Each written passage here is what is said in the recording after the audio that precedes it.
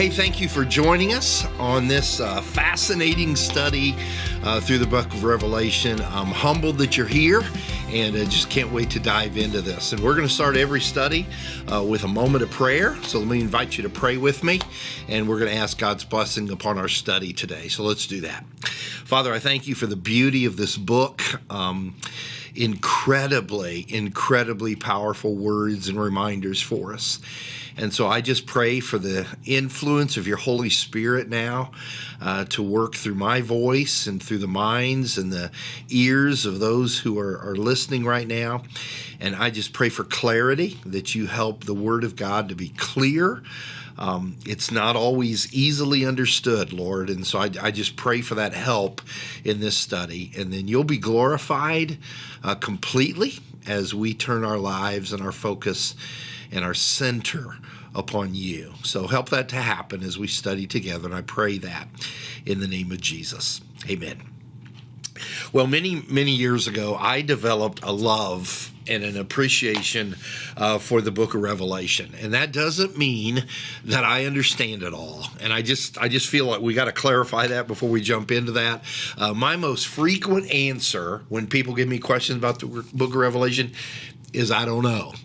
And that's very, very true. There's a lot of things that I do not know about this book, but I have learned a few things in my study of it. I've gathered a few things that I believe God is trying to tell us.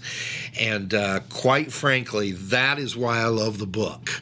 Not because of the parts that I don't understand, but because of the parts that I do understand. And I hope at the end of the day, there are going to be people who develop that same love, not only for just the book of Revelation, but for the whole counsel of God, the whole Word of God. And that's kind of my impetus, my real motivation in doing this study is that we all just kind of come together and we develop this passionate love for what God has communicated to us through His Word. And I hope some of that bleeds over on you as I study. Now, to go through a book like Revelation, and particularly in the detail that we're going to use when we do our study, it quite frankly requires a focus of time that I don't know that we have that much anymore in the kind of the modern day church era. There was a day, many of you will remember this, when we had Sunday school and we had midweek Bible studies. And when we had those things and you wanted to go through the book of Revelation, you just said, hey, we're going to do this for a while. We just don't have that in our modern day schedules in church work anymore. That just doesn't exist anymore. I remember a long time ago, we just took a Wednesday night prayer time in the church that I was serving in, and we said, we're going to spend Wednesday nights this whole year going through the book of Revelation. And we could do it back then. We just can't do that now. And so one of the challenges when we're going to dive into a study like we're starting is, where do we do that? When do we do that? When can people gather to be a part of that? And that kind of flexibility is just hard to find nowadays. But the answer to that has been one of the good things that have come out of COVID-19 is we have learned, as I've shared in our church at Eastside a lot, we've learned now to get our message outside the walls of the church. And so this idea of being able to do virtual studies, digital studies online, that opens up, we're talking game changer. And so that's how we're going to do this study. We're going to do it online, and people from all over can be able to access it. And so that's what I'm really excited about, is that we can't really do it in the church building and say we're going to give a year to it, but we can do it online. And that's why you're here. And man, I'm glad that you're here. I'm looking forward to seeing where everybody's from. And so if you get a chance sometime, jump in the comment thing and say, hey, I'm watching from wherever. And that'll be an encouragement to all of us. Now, before we jump in, we're going to do quite a bit of things today before we jump into the actual text. I want to clarify a few things for you. Number one, we're not going to be in a hurry with this. This is going to take many weeks to complete the study. and that is okay. I'm more interested in quality than I am quantity. And so this is going to take us a while. You're going to find out that we're going to divide the book of Revelation into 7 sections. And you'll understand that by the time we're done with this first lesson today. Each of the 7 sections will have anywhere between 3, 4, 5, 6 lessons under each one. For example, we're starting today section 1, and it has 6 lessons in it. So when we're done with section 1, we'll take a little bit of a break, and then we'll come back and start on section 2. And so that kind of gives you an idea, a little bit of the structure of the book that we'll look at. Now, there's a few things I want to encourage you on this first lesson that I'm going to ask you to do with this study. Here's one of the most important ones. Is I'm going to ask you to make a commitment to jump online on Tuesday night and do this study. Technically, here's how it happens. We will make it available at 7 o'clock on Tuesday night. And you can jump on our Facebook or YouTube pages at Eastside anytime on Tuesday night. You can start at 7 o'clock, you can start at 10 o'clock, 11 o'clock, whenever you want to start on Tuesday night. And we want to kind of create this idea that everybody's coming together on Tuesday night. Okay, that's really important to us. On Wednesday morning, we will take that off our Facebook page and YouTube page, so it's not available. We will put it on our website of our church and our church app. So it just kind of gets moved over here in case you fall behind and need to catch up. It's always going to be there. But I want you to kind of get in the habit of Tuesday night is Bible study. And that's when you do flexibility. You can do anytime you want on Tuesday night starting at 7 o'clock. But I'm going to ask you to really try to work with that. I'm going to encourage you to have a Bible with you. That won't be real big time important in this lesson because we're doing a lot of introduction. We'll look at it a little bit. But I want to encourage you from now on, try to have a Bible with you, because I'll have times I'll say, okay, turn in your Bible to a text, and you'll take time to find it, and we'll read it together. I'm going to be teaching through the New International Version of the Bible. If you have one of those, that'd be best. That way, everything's exactly the same. But if you have another version, that's okay too. But I encourage an NIV Bible.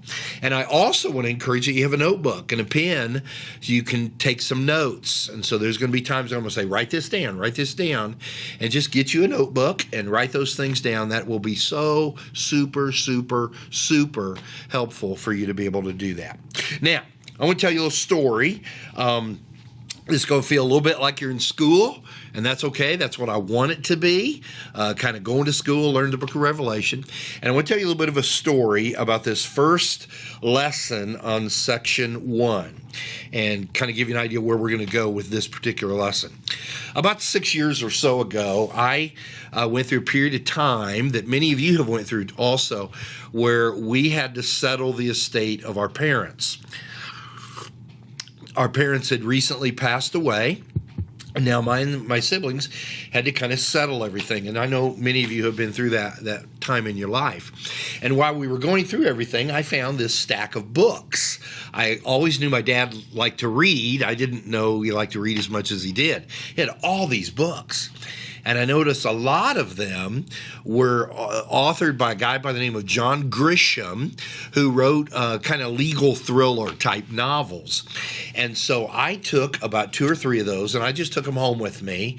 And I told myself, I'm going to read through those. And I really think part of it was I just kind of wanted to keep my dad kind of alive inside of me a little bit. So I want to read what he read.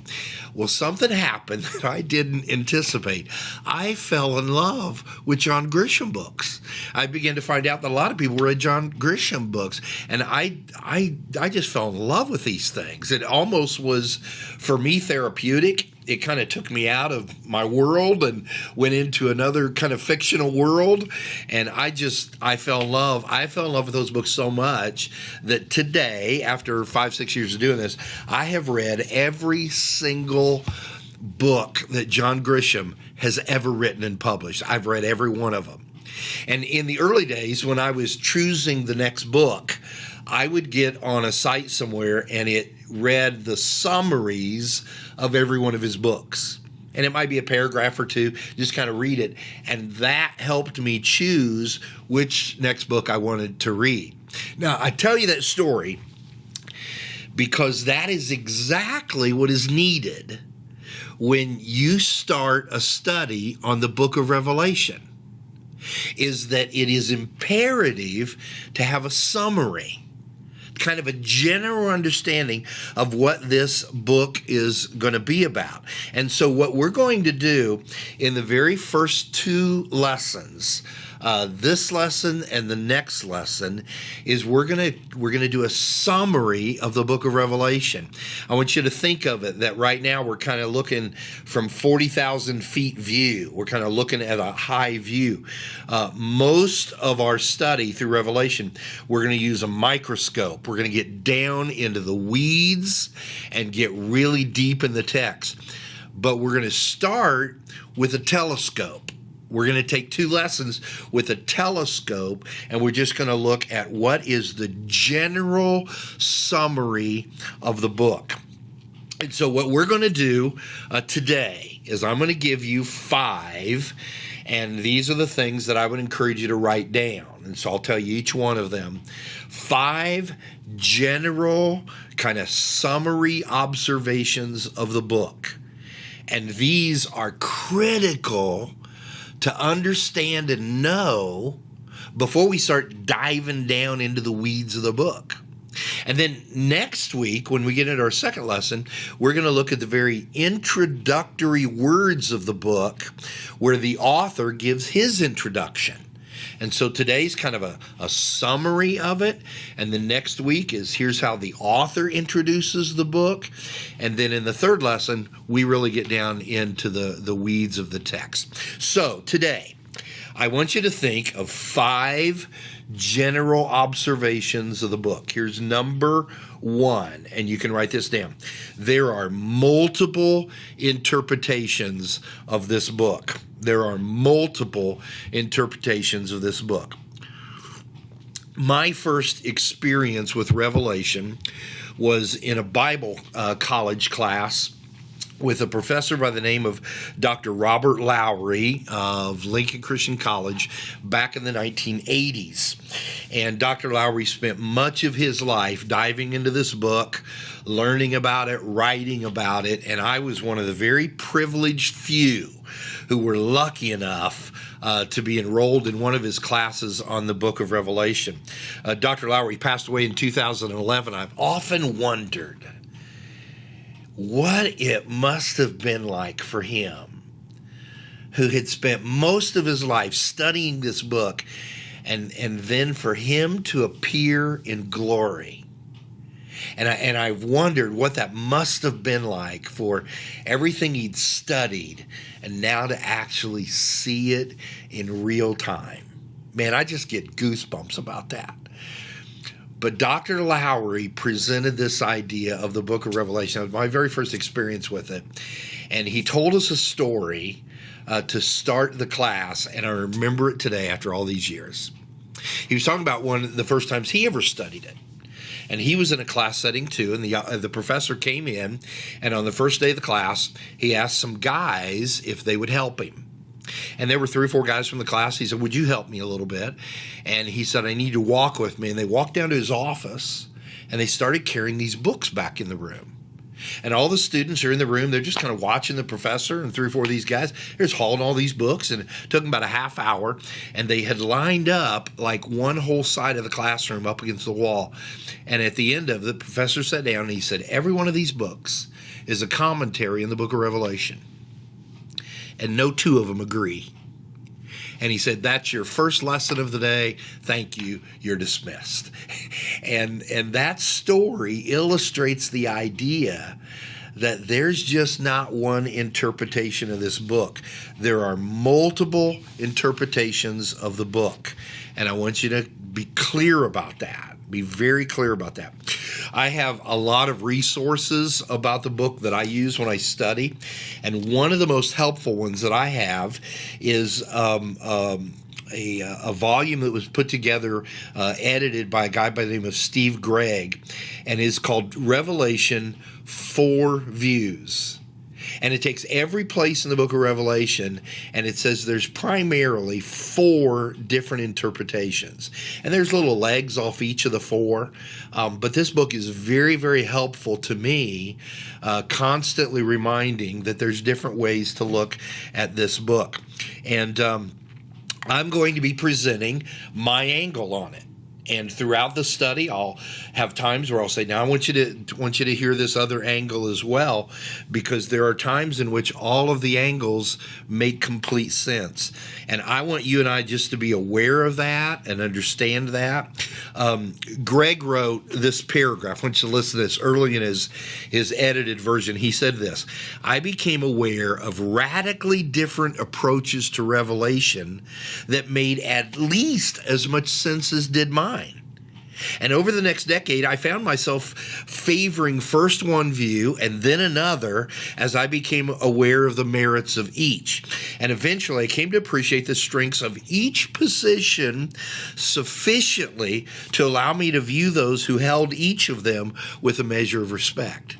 And so that's what I want to settle on today, okay? I want you to grab this, that although there are different views, that does not mean at all that those are a test of fellowship. In other words, we can still be brothers of Christ. We can be brothers and sisters of Christ, even though we might understand things differently. Let's don't make those things points of division. And so I'm not interested in any debating over it.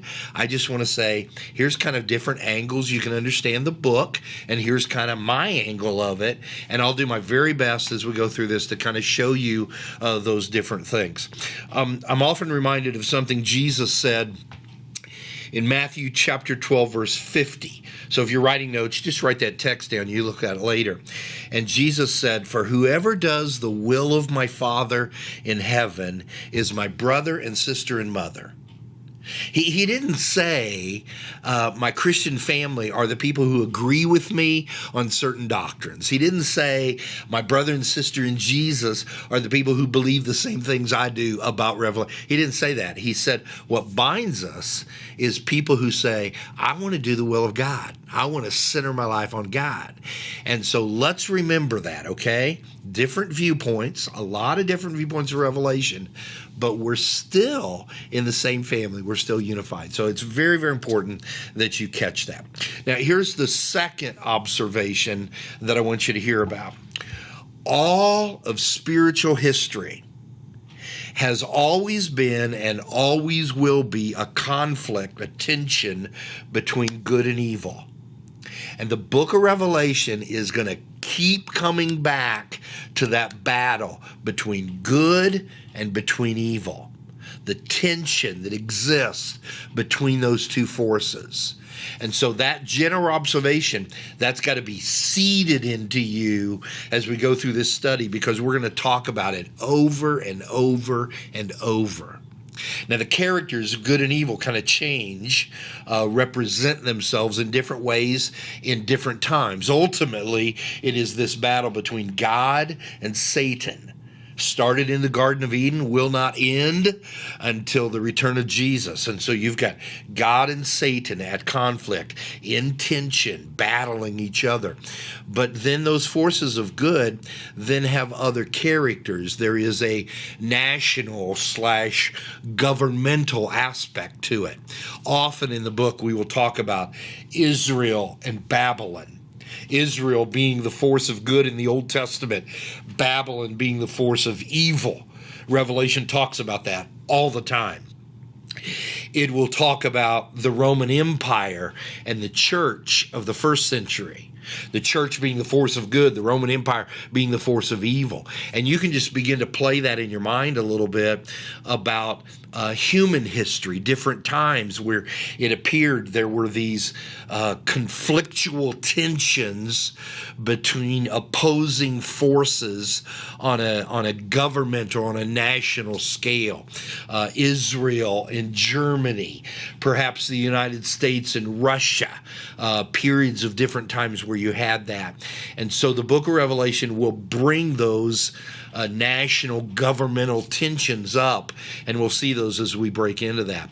But really, the force of good and evil opposing each other, this conflict, really the power of it in the book is on a personal basis, about my life, about how I deal with the battle of good and evil in my life, about how you deal with it.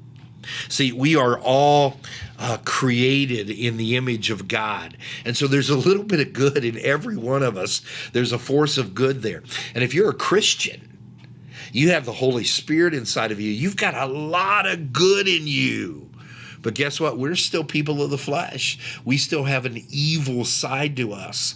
And there is that battle of good and evil in every single one of us every single day. We never get away from it. And that's what you're going to find the book of Revelation so helpful to you, is because it's going to help you with that battle between good and evil. I love the Apostle Paul when he wrote, in fact, I'm going to turn to that in Romans chapter 7. And there were places where he talked about that battle between good and evil in his own life. And just let me read a little bit, and you tell me if this sounds anything like you at all. In very confessional tone, Paul said this. He said, I don't understand what I do. Romans chapter 7, verse 15.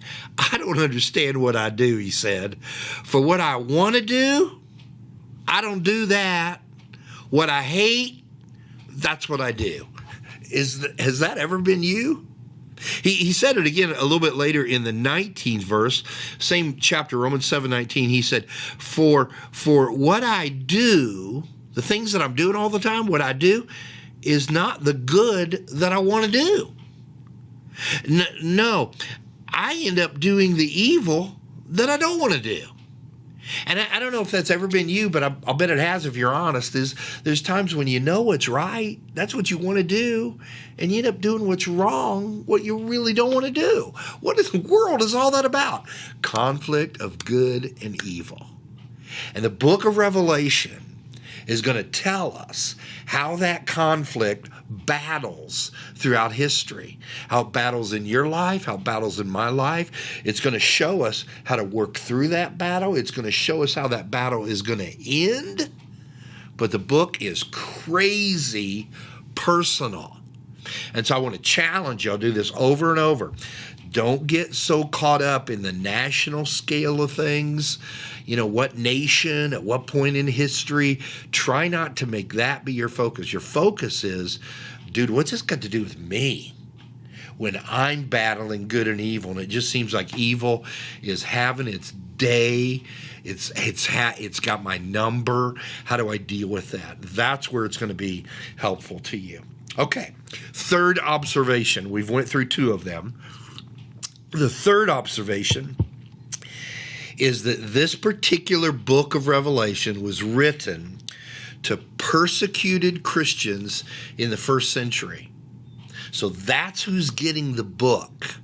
We'll find out later that John was the author. So when John wrote this, he was writing it to those Christians who lived in the first century, 1900 years ago, and they were being greatly persecuted by the force of evil right then. We know that historically, that during the period of the first century, particularly the first century, that Christians were being killed by the Roman government because of their faith. Oh, you're a Christian? We extinguish you. We know that historically happened. And so the book of Revelation was written to those people. Those people. Now, I want to stop for a second there, and hopefully that's a little bit heavy for you so that you understand who this book was written to. But I want to talk a little bit about where you and I are right now. In March of 2020, we all know COVID shows up and changes our world, and governments all over the world, including ours here in America, they have to start figuring out what they do about this, how they respond to this incredible once-in-a-lifetime crisis. What do we do about that? And one of the things that all governments had to do, including America, not only on a federal level, but a state and local level, is they had to decide, what are we going to tell churches to do? And so what do we tell churches to do? And as a pastor, I've watched that now for a year and a half of my life, listening to government authorities telling churches, hey, we want you to do this. We don't want you to do this. This is safe. This isn't safe. And so I've just kind of watched that, and it's wavered everything from mandates where they say, hey, this is the law, to recommendations. These are things we suggest. And so I've been watching all that. We've been living that world for about a year and a half. And I personally believe, this is not the forum for us to debate that anyway, I personally believe that generally the motive of government overall has been to protect people. What can we do to protect people? So as Christians, we've been listening to them. You can do this, you can't do that. We don't want you to do this. We would suggest you don't do that. We've been going through that for about a year and a half. Never in all my life did I ever think that my government would say to me as a pastor, we want you to close your church. I never dreamed, but that's exactly what happened last spring. That's exactly what happened. Well, let's imagine this. Let's take it another step, and let's just kind of envision that it got worse. And let's say that our government said, if you meet, if you gather as a church, we will come into your facility and we will kill everybody there. And let's say that they did that not because they were concerned about a virus. Let's say they did that because they didn't like us and they didn't agree with our stances. And so because we don't like you, we're not on the same page, we're going to come into your facility and we're going to kill every one of you. That's exactly where the first century Christians were. That's where they were. And this book is written to them. And you can only imagine in your head what these people were going through. There had to be an overwhelming sense of grief over people that they had lost to this. There had to be an anger toward the Roman government. There had to be a questioning of God. Lord, you letting this happen? There had to be, probably one of the strongest emotions was the temptation just to abandon the faith. I mean, if I follow Jesus, that kind of stuff happens.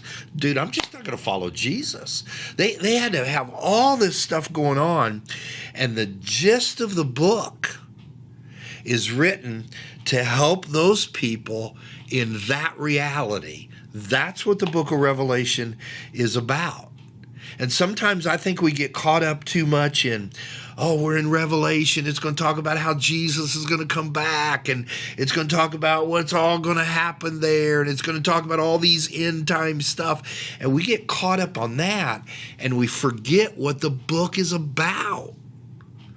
The book is about some people who were getting seriously beat up by evil.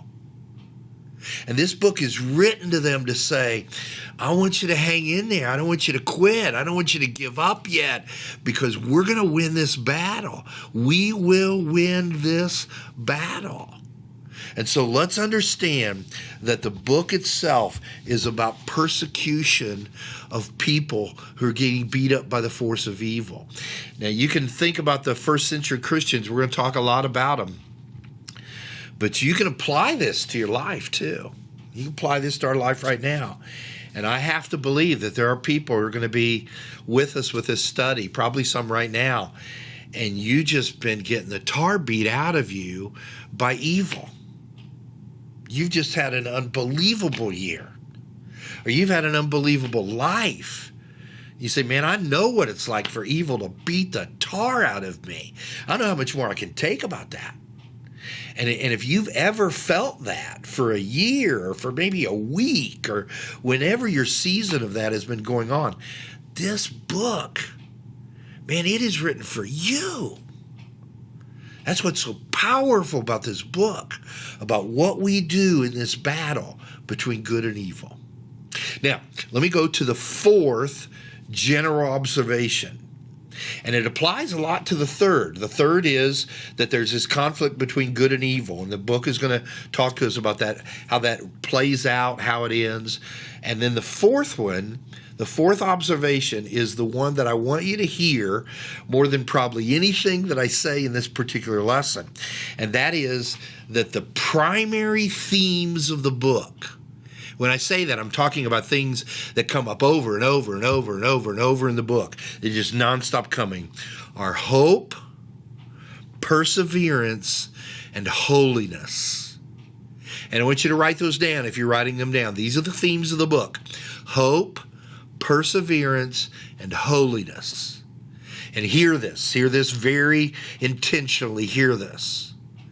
That when you are going through battles of good and evil in your life, definitely first century Christians, but even for me and you right now in our life, when you're going through the junk, okay, you're getting beat up, here's what the book is going to tell you. 3 things. Number 1, a message of hope. Number 2, a message of perseverance. Number 3, a message of holiness. Hope, perseverance, holiness.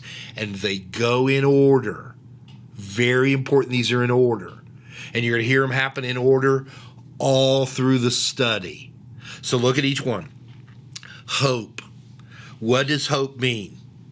Hope means that in the end, we're going to win. We will win this thing.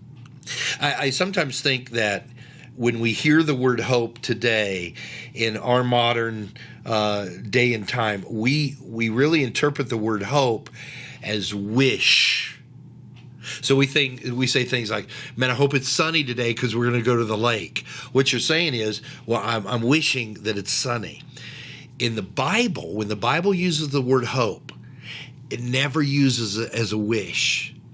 Hope in the Bible is, I know it. I'm confident this is going to happen. And so the book of Revelation, written to persecuted Christians in the first century, written to people like me and you who get beat up by evil every day, it seems like. We're in the thick of the junk over and over. Here's what it says to you. We are gonna win this thing. We will win this thing. It's not we're wishing, we're hoping, oh man, please let it be. We will win. In the end of the battle, good is going to win. 100% sure of about. I heard about a church who went through the book of Revelation as a study, as a church, and at the end they bought everybody a t-shirt, and on the back of the shirt it said, I've read the back of the book and we win. That's what I'm talking about. Is one of the themes of the book over and over and over is that we would understand that we're going to win this battle. Hope, we know it. Jesus is going to win it for us. So watch. Hope leads to perseverance. Now I'm going to get kind of in your business here for a second, okay? Because watch this. If I'm getting beat up, if evil's having its day, if I'm a first century Christian, or if I'm living in 2021 and man, I just have had an unbelievable bad year, okay? Wherever I'm at, and it is just beating me up, and I hear the message, okay, we're going to win. We're going to win. End of the day, we're winning. Watch this. Why would I quit now? Why would I quit now?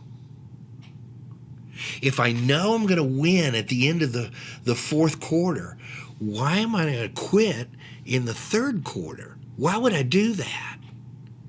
That's where this book becomes so applicable. It becomes so real. That's the part of this book that as we go through it, it's going to be brought up all the time. Don't quit. Don't go backwards in your faith. Victory's within eyeshot. Don't give up to this. And I want you to hear my heart right here as a pastor. I just don't know as a family of God that we're doing really good with that. I'm hoping, my hope and prayer is that there are folk who are going to tune in to our Bible study here. And you're going to be people that I'm going to describe here for a second. It's people who love Jesus. There's no question you love Jesus. But man, life has got busy. And maybe life has got cluttered, and maybe life has got hard. And when that stuff happens, it's the enemy's way to kind of get God off the center. So God's not the bullseye anymore in my life. He might be in one of these rings outside, but he's not the bullseye of my life anymore. And I've found myself kind of in reverse mode in my faith journey because life has just, it's just done it to me. And yeah, I love God, I love Jesus, but they're not the driving factor of every part of my life. And the book of Revelation is saying, don't let that happen to you. Don't let that happen to you. We sing a song here at Eastside, one of our favorite songs. I think it's got some of the most moving lyrics of any song we sing. The title of it is called Out of Hiding. And so maybe check that out and find that by Stephanie Gretzinger. And it's got a lyric in it, and I won't sing it because it'll ruin the song for you if I sang it. But the lyric says this: you're almost home now. Please don't quit now. You're almost home to me. And so you're going to hear that in our study in Revelation. It's one of the general observations why we talk about it in lesson 1 is that we know we're going to win hope. And so don't go backwards in your faith. Make God the center of your life.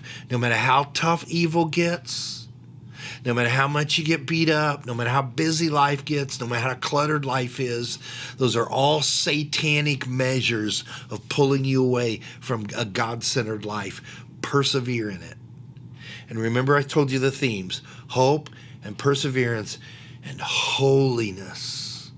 Holiness.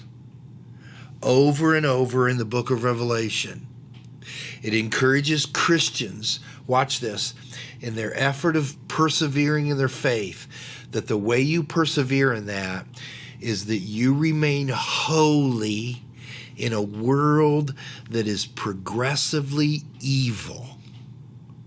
That's how you know if you are persevering in the faith. And that is, are you being holy and are you being righteous in a world that is progressively sinful? So stand firm on the morals of a good God instead of being tempted to follow the opposing morals of an evil world. At the end of the book, we'll get to this. It's going to take us a while to get to the end of the book in chapter 21 and 22. But when we get there, we find at the very end there is this division that Jesus has come and he divides the good from the evil, and the good go to paradise and the evil go to a place of torment and punishment. And we read this verse. It's in chapter 21, verse 8, and it says, "But the cowardly, the unbelieving, the vile, the murderers, the sexually immoral, those who practice magic arts, the idolaters, and all liars, their place will be in the fiery lake of burning sulfur."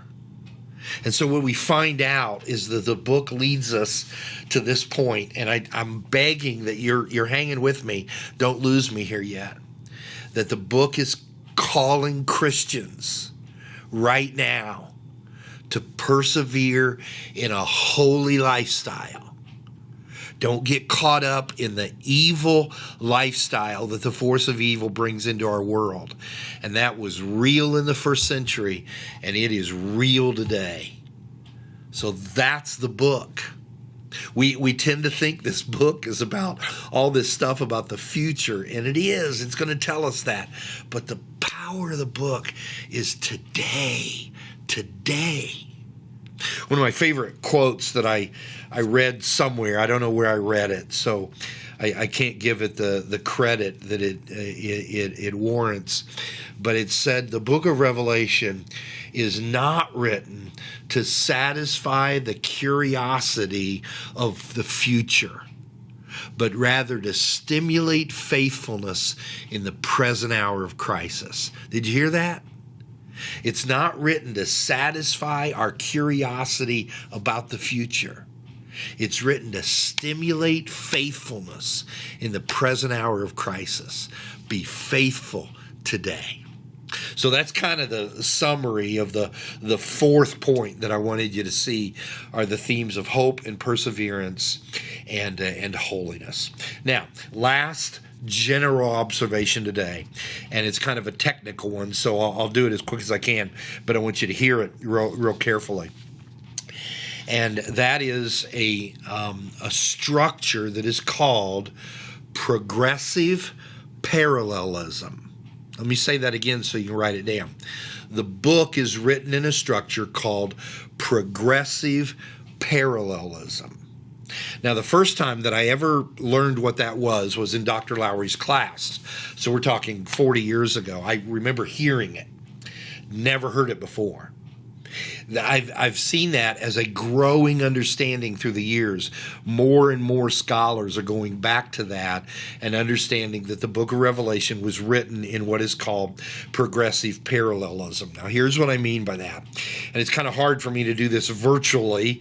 If we were in a classroom, I might be able to do that a little bit better. But virtually, I'm going to try to explain this as best I can. The book is written in 7 sections. And that's why what I said early on is we are in section 1 right now, and there are going to be 6 lessons in section 1. Section 1 is chapters 1, 2, and 3 of Revelation. There are 7 of those sections in the book. And what I want you to understand about progressive parallelism is I brought a ruler with me, and I want you to kind of think of this ruler. And you have this extreme on this end of the ruler and this extreme on this end of the ruler. And let's say on this extreme, we drew a line and we said, this represents the first coming of Jesus. When Jesus came as a baby, the 30 years that he lived here, the things that he taught us, his death, his burial, his resurrection, that's this timeline right here. This line is when he returns. And when he returns, that's when there will be the division between good and holy, or between good and evil, between holy and unholy. And that happens at his second coming. So first coming and second coming. The book of Revelation is written by starting here and moving toward the second coming. It's talking about the battle of good and evil on this timeline. And so the first section is chapters 1, 2, and 3, and it will move this way. And when we get to chapter 4, that now starts the second section, we will go back here. We'll tell the same story of good and evil, and this time we will go a little bit farther toward the second coming of Jesus. So just make some things up here. Let's say section 1 will take us from this point to maybe about inch number 4. Then we go to the second section, we go back to the start again, and this time we go to inch number 5. Each time the story is told, 7 sections, we get closer and closer to telling us the end of the story. It's called progressive parallelism. And so you'll hear me make that notice when we get to a new section. Okay, now we're going to go back, we're going to tell the story again. It's going to be a bit more intensified. It's going to take us a little bit closer to the end of the story. And that's going to happen 7 different times. So we'll talk about that. 5th kind of general observation as we look at the different sections. So that's a lot of stuff, a lot of fire hose stuff, but those are the general 5 observations we need to know prior to jumping into the text. Now, next week when we come in here, we actually open up chapter 1, verse 1 of Revelation, and we're going to show how the author introduces the book. Today was just general observations that we need to know of an introductory nature. Next week, here's how John introduces his book. And I can't wait to share it with you then. So I'll see you next Tuesday. You have a great week. God bless you.